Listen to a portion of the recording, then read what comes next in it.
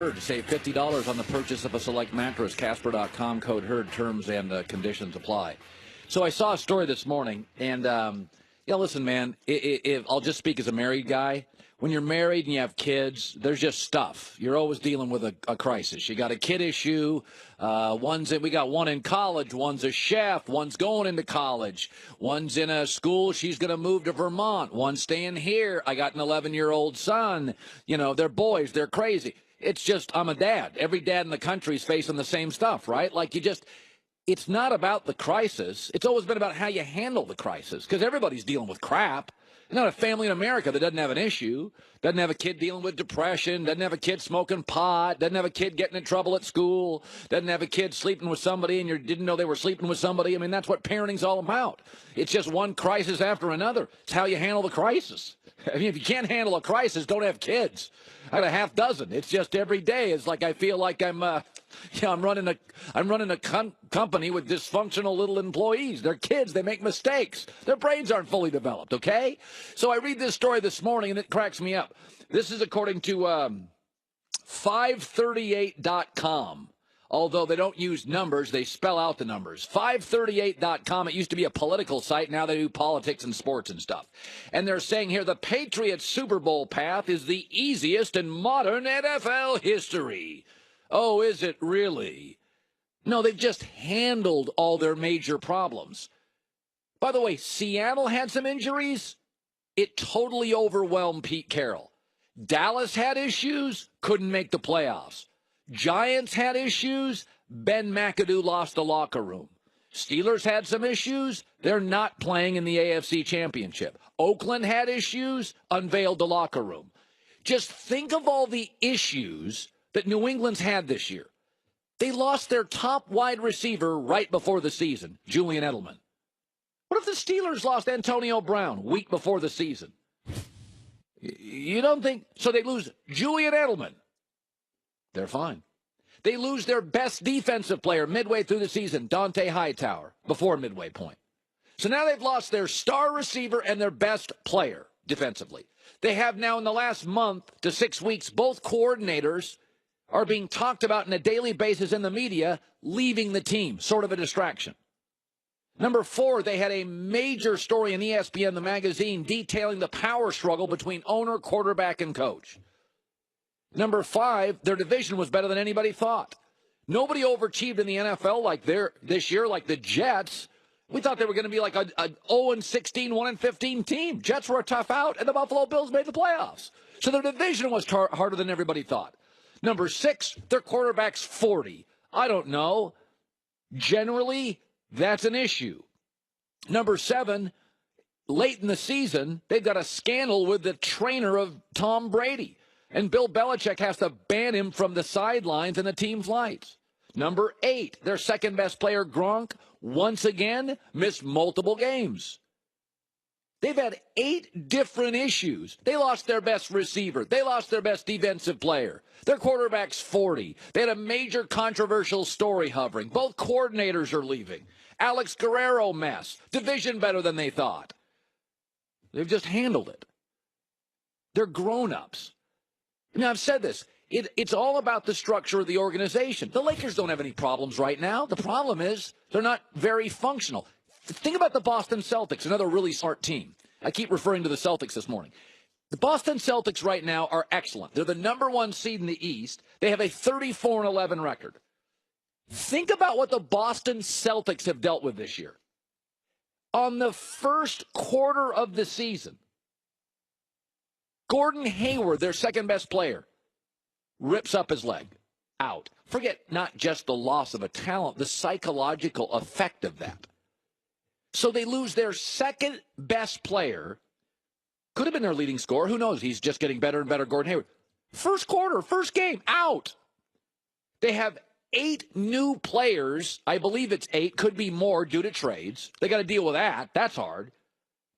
They have this Paul Pierce, Isaiah Thomas thing they've been hanging around with the last couple of weeks, kind of this published, discussed, talked about controversy. It's a controversy. I've seen NBA teams, fall apart for less than that. And, oh, by the way, their second and third best players are 21 and 19 years old. And the Celtics are 34-11 because they're grown-ups. The Seahawks, not. Cowboys, Giants, swing and a miss. Raiders couldn't handle it. It's not been an easy path for New England. They've had 8 issues that would give most teams trouble. The Celtics have had 4 major issues.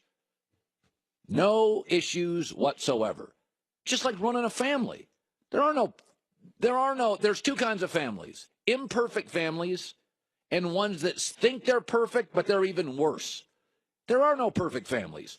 I'd argue there are no perfect weeks in families.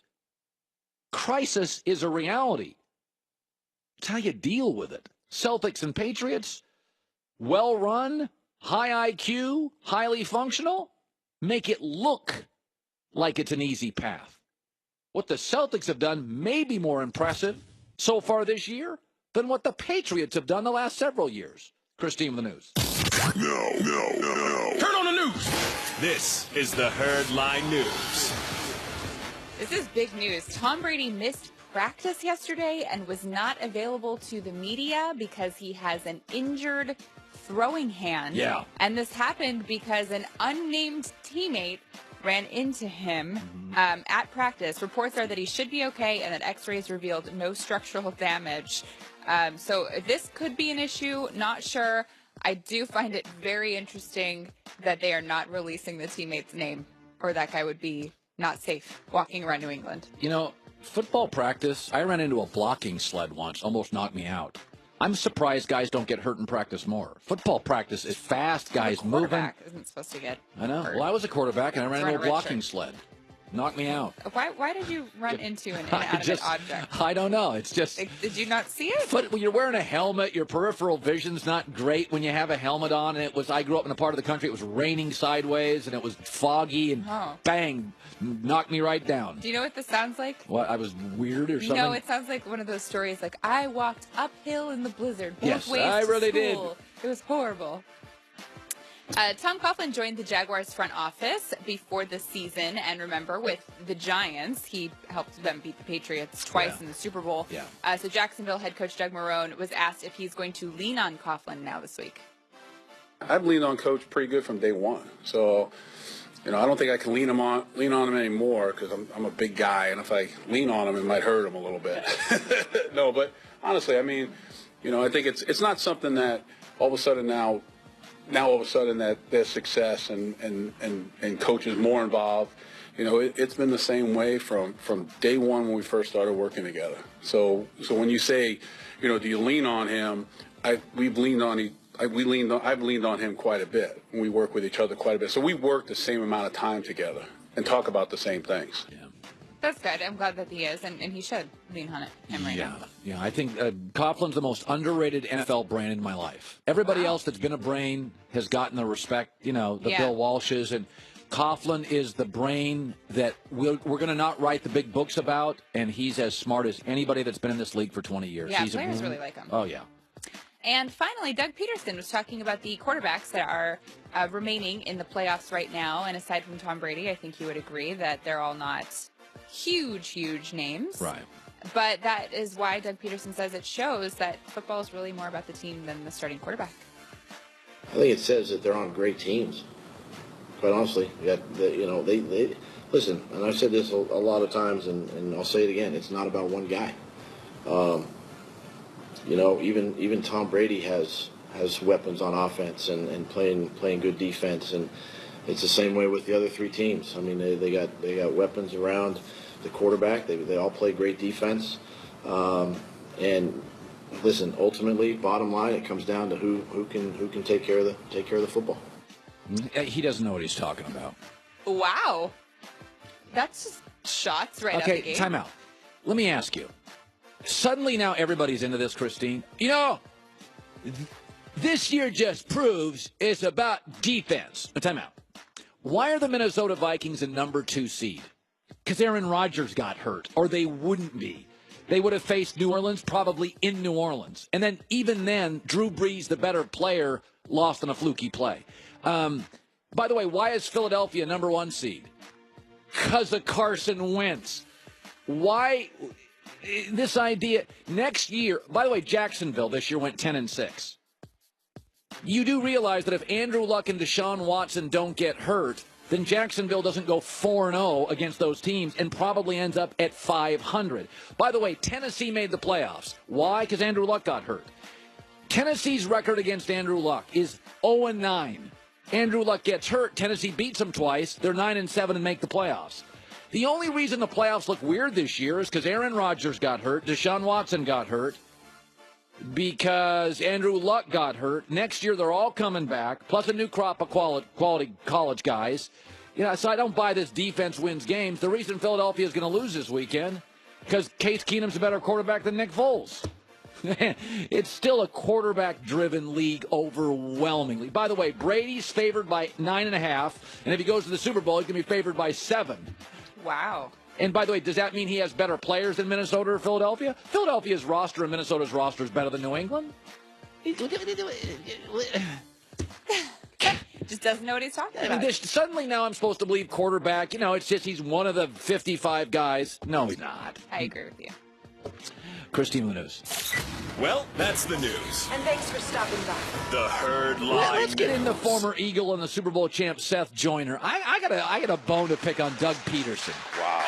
I got a big, but first of all, Philadelphia is going down hard this weekend, but be that as it may, let me throw this up at you. So Philadelphia fans hate me anyway, because I made fun of their fans, even though one of their fans punched a horse this weekend. I read it in the news. It has to be true. It was on the internet. Information of legends. Okay, so here's my thing. I'm going to be factual as I can. And I said this the other day. I said, are we sure Doug Pederson is a great coach? I said this. So he took the job, and when he took the job, he didn't actually call plays for the team he coached for, Kansas City. Right. Okay, so he was kind of an elevated quarterback coach, got the job in Philadelphia, and there were a lot of questions like, that's kind of a big leap. That was okay. Also in that year, he's 1-6 in one-possession games, has a really bad game against Dallas, and gets fairly criticized. So his rookie year is, did he deserve the job? And it wasn't all great. This year, he comes into it, and Carson Wentz kind of explodes. He is unbelievable. And he makes some stuff happen that's off script.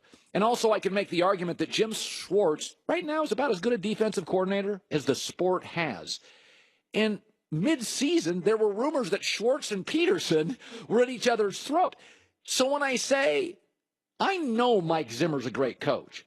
He's on his third quarterback. His side of the ball got immediately better the day he showed up, and he was absolutely qualified for the job. I know that Belichick's a great coach. Why do I know Doug Pederson's the right coach? How do I know that? You know, Colin, I'm around this guy and I'm around this team an awful lot. You know, I cover them. Yes. Every single week. When Doug Pederson first got the job, I wasn't sure.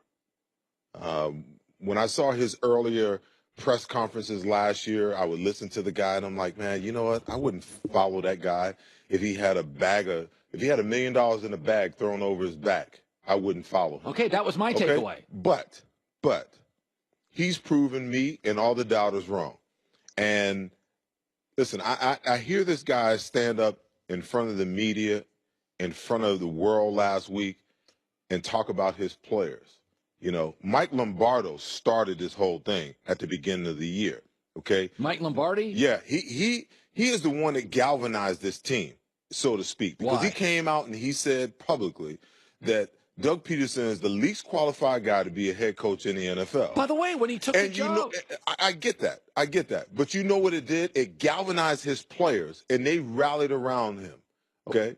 So now fast forward. By the way, last week, Mike Lombardi apologized publicly. he shouldn't have. He should have. Because I think He should have. You want to know why? Because I listened to this guy. He stood up in front of the national media last week and said, you know what?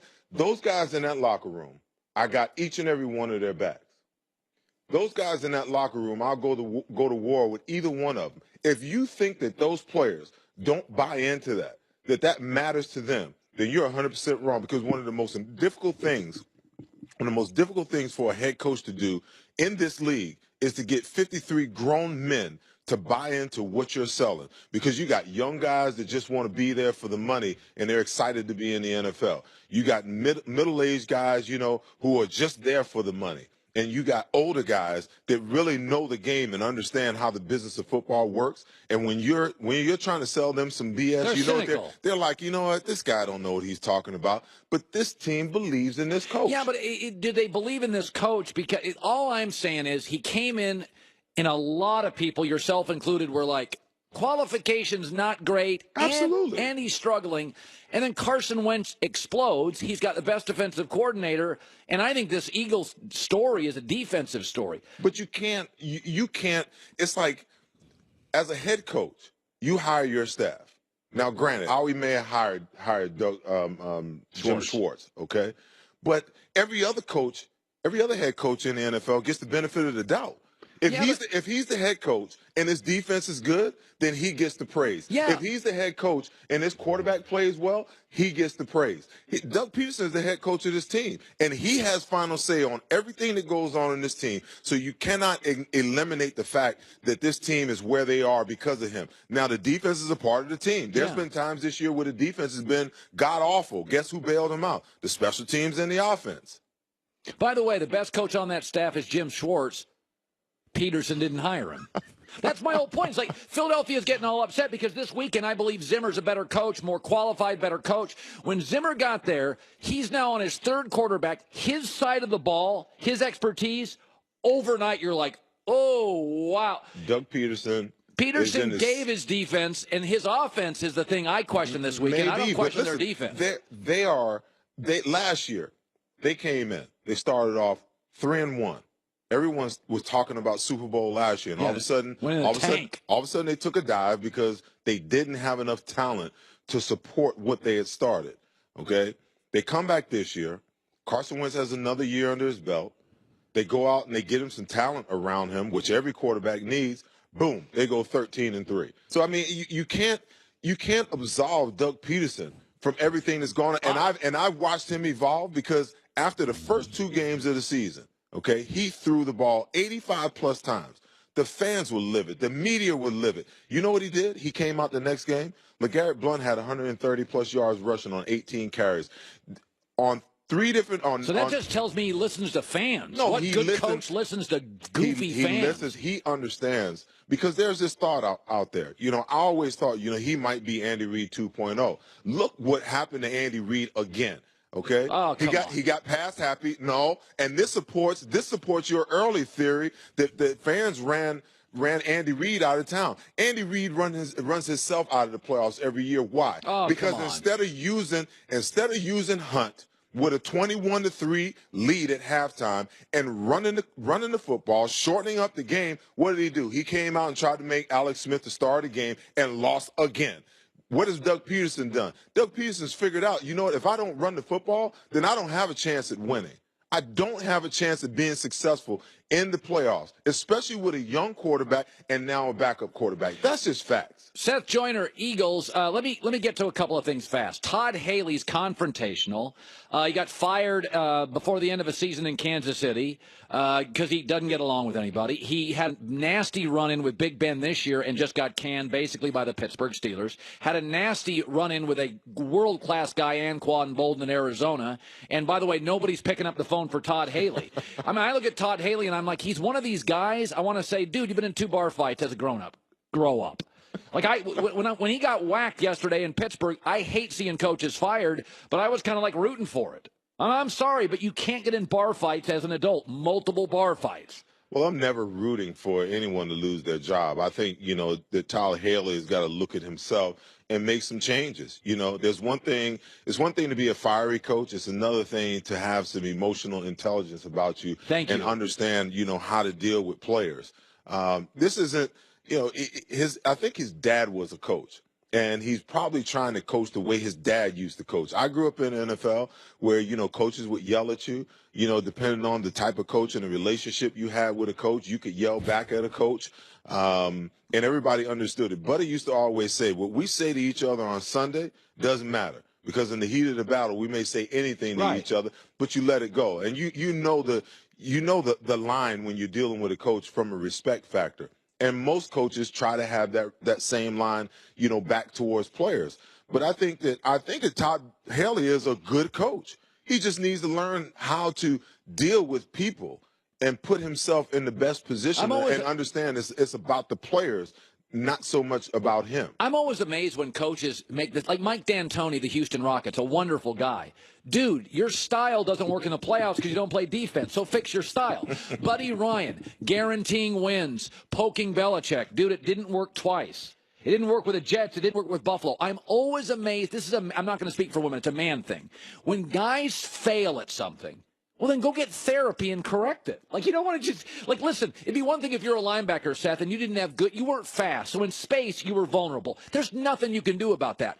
But if you were a really good football player, but you were uncoachable, go get therapy. If Tom Haley's smart enough to be an NFL head coach and he keeps getting whacked because he can't get along with anybody. Well, you know what the issue is? The issue, when you're talking about professional sports, okay, there's a certain amount of confidence. There's a certain amount of cockiness needed. There's a certain amount of underlying conceit in yourself and your ability. Sure, I get that. That's necessary. So you got to check that. You got to figure out how to check that. You know, whether you're a player or whether you're a coach, you got to figure out where the line is, and you've got to check that. But it always has to be ever present in order for you to be successful at what you do. Because if you don't think you're the best thing since sliced bread, then nobody else is going to think that way or feel that way. Do you realize he just lost the best coordinator job in the National Football League? If I said to you there's a coordinator job, what do you get? The best receiver in 20 years, the best running back, a Hall of Fame quarterback, a stable place that never fires people, and a really nice guy as head coach. Yeah, I butchered it. Come on, you can't. Well, let me ask you this. The success they've had, not so much in the playoffs, but the success that they've had over the last 3 years, would you have imagined if you were Todd Haley that what happened today was going to happen? Yes. No, because you're screaming at Big Ben every 15 minutes. Because you can look at the defense. The defense has not been the Pittsburgh defense that we've come to know and like. You got to listen, man. In this sport, in the NBA, you got to get along with your Kobe. In the NFL, you got to get along with your Big Ben. I agree. You can't tick off an NBA star. Listen, I got nothing. I mean, LeBron's high maintenance, okay? But he's LeBron and you're a coach. At some point, you got to get along with him. You got Big Ben, the Rooneys, Tomlin, Le'Veon, Antonio Brown, that O-line. That's the best coordinating gig in the world. Okay, I got to get out of here. All right, by the way, Minnesota's winning by over a touchdown this weekend. Minnesota's not winning this week, man. Yeah. Did you see Case Keenum in the second half of that game? Woo! The Saints gave Minnesota a gift. He earned it. Okay. He pulled that out. Case Keenum made one pass in the entire second half. He was ready to give that game away. And by fortune, they won that football game. It'll be interesting. Well, we'll see. Come back and apologize on Monday. Really? Back in a second. Seth Joyner in L.A. It's The Herd.